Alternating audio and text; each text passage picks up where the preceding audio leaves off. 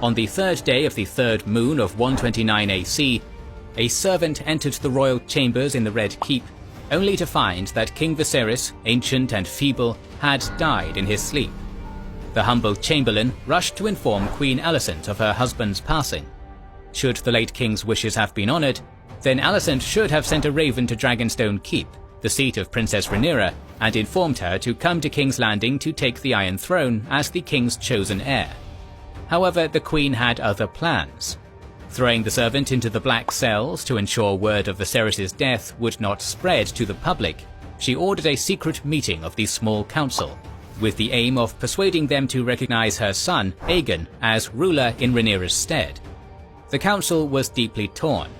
On one hand, Viserys had made his court swear fealty to Princess Rhaenyra as his heir 20 years ago, but on the other, Prince Aegon was male, and by law of primogeniture, males come before females. Eventually, Sir Criston Cole, Lord Commander of the Kingsguard, made a very convincing argument on Prince Aegon's behalf when he slit the throat of Lord Leman Beesbury, Master of Coin, and Rhaenyra's staunchest supporter within the council. None were more surprised by the small council's decision to crown Prince Aegon than Aegon himself, who at first was reluctant to take the crown, knowing it would be going against his late father's wishes.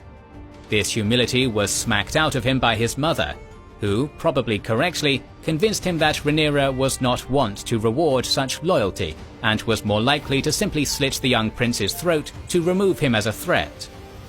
Thus, 7 days after the death of King Viserys, King Aegon Targaryen, second of his name, ascended unto the Iron Throne of Westeros. Days later, word of this reached Princess Rhaenyra in Dragonstone.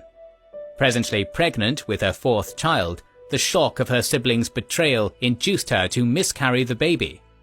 This tragedy, however, was not enough to deter Rhaenyra from claiming her inheritance. At Dragonstone, she gathered her loyal supporters and formed a new government, the Black Council. Thus, war was on.